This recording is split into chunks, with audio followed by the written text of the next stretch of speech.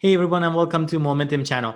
My name is Mo, and in this video I wanted to share with you the key lessons that I've learned by listening to the audiobook from Quit Like a Millionaire book by Bryce Leung and Kristy Shen. Bryce and Kristy are a Canadian couple that managed to retire early in their early 30s, and they managed to do that by pursuing FIRE or financial independence, retire early movement.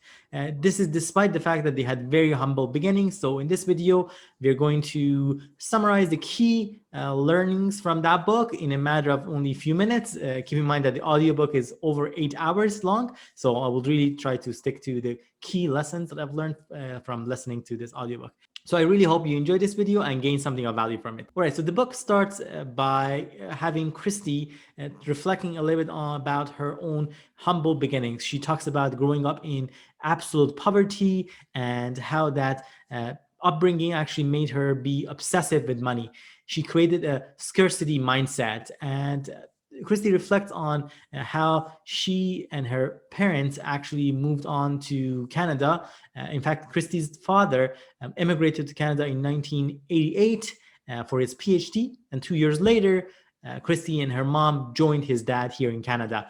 She reflects on how her family started at the bottom 1% from a salary perspective, and that using that scarcity mindset, it made her prioritize financial security above everything else. And that same scarcity mindset actually helped her and her husband to be at the top 1% earners and having that success in terms of finances. According to the book, there are 3 lessons that one can learn from a scarcity mindset. And that the first one being money is the most important thing in the world.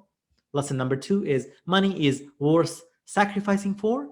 And lesson number 3 is money is even worth bleeding for. I know it's a little bit graphic, but you get the idea. Kristy reflects on how she managed to turn a negative experience into a positive one.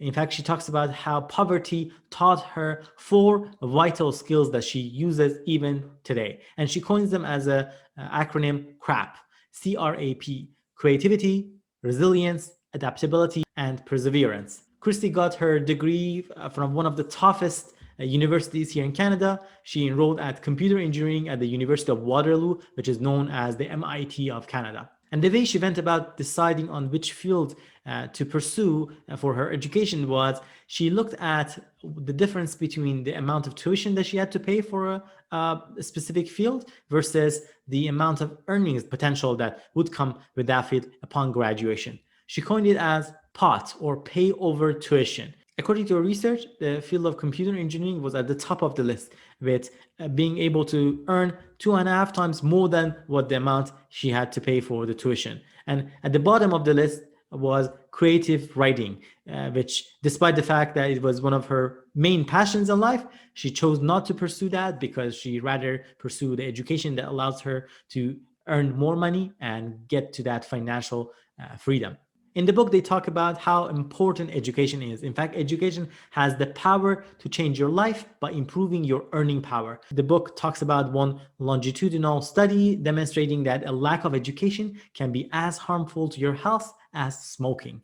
And education actually helps you to develop different skills and understand and process information effectively and use that information to your advantage. The book talks about how passions do not necessarily equate happiness, and passions can change over time. For instance, for Kristy, writing was one of her passions, and she reflected on how being forced to be creative is different from writing creatively, having the freedom to do it, not because you rely on it to make money. That's a difference. And she also talks about how when you are financially free and financially independent, then you can actually pursue that writing as a passion and a hobby, and you don't necessarily need to pursue that as a job. In the book, they also talk about different types of debt and which are the bad debts. The consumer debt, according to the book, is one of the worst debts because they tend to have the highest interest rate. Think about a credit card, which they tend to have upwards of 20% interest rate. And the advice is do whatever you can to address those and eliminate those debts as soon as possible. That is a financial emergency that needs to be taken care of right away.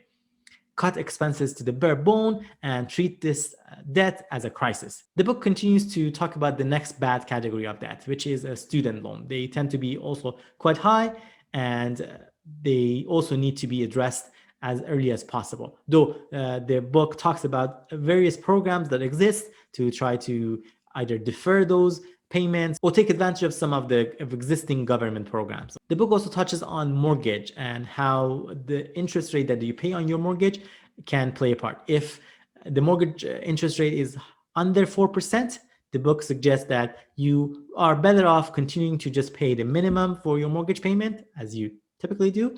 And if you have any leftover money, use that money to actually invest, because most likely you're going to be able to earn more money by investing in the stock market.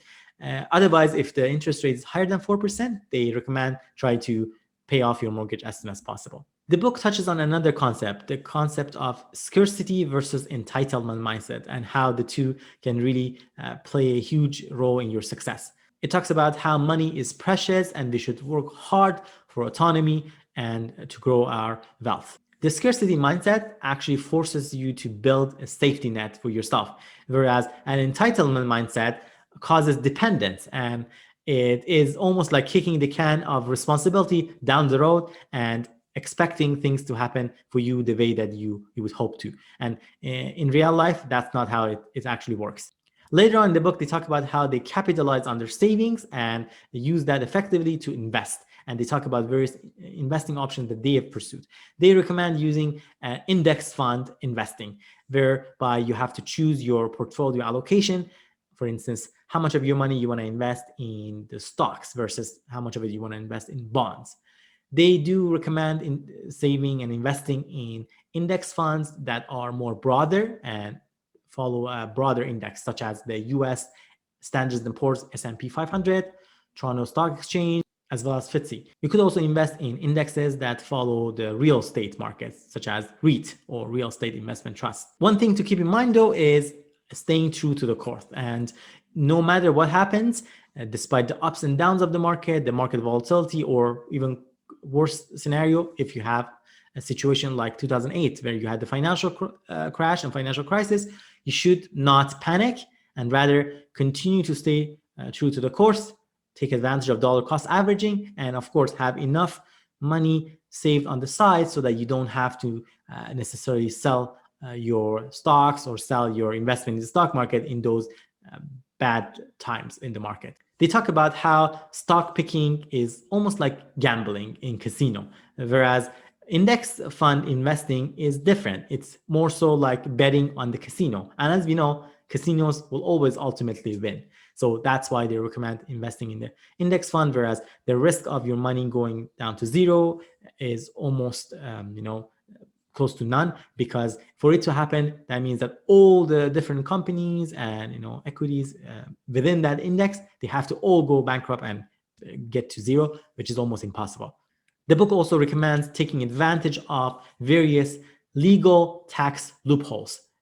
This includes taking advantage of your tax sheltered or tax deferred accounts. In Canada, we have an account called tax-free savings accounts, which allows individuals in Canada to invest their money tax-free. So whatever your money you put in, based on certain cap that exists, that money could grow over time tax-free, and whenever you withdraw the money from that account, you actually are exempt from any taxes.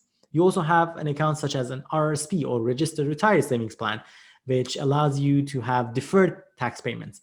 Every time that you put money into your RRSP account, that amount that you contribute to it, that is taken off of your income for that year. So you're actually deferring the paying taxes for that amount to later years when you actually withdraw money from your RRSP account. They also talk about how dividends can be a good way for investors and for early retirees to sort out their finances, because dividends are taxed far more favorably than ordinary personal income, especially, let's say, if you're in Canada and you have income coming from Canadian qualified dividend companies. Lastly, they talk about how rich don't hold the majority of their investments into their principal residence. They talk about how just buying a house blindly for the sake of owning a house, no matter what the price, is not a wise decision. And sometimes actually renting out might be a much better solution. Nonetheless, they have talked about how investing in real estate is different from necessarily investing in your principal residence. So they are not necessarily against investing in real estate, but they're just wanting to flag for people out there that make sure to do your due diligence, be smart about it, and crunch out the numbers accurately. So you want to make sure that if you choose to invest in real estate, it is a true asset and it brings new cash flow to you, as opposed to just a mere liability, whereby you would have been better off, for instance, not buying a house, renting, and instead using the difference in that amount to invest in the stock market and potentially getting more return for it. So you have to really do your due diligence and crunch out the numbers accordingly. Well, there you have it, folks. A quick review of the Quit Like a Millionaire book and the key lessons that I've learned and the key points that really stood out for me as I was listening to this audiobook. Have you read this book before? And what are your thought process around FIRE, financial independence, and retire early? I hope this video was beneficial and you gained something of value from it and hopefully triggered some thoughts for you. And if you did, please be sure to give it a thumbs up and share it with someone who might benefit from the video as well. It really means a lot to me and helps our channel to grow. Lastly, if you haven't done that already, please be sure to subscribe to Momentum channel. Here on Momentum, we post weekly various videos about stock market investing, finances, and financial freedom. Thank you, and I hope to see you next time.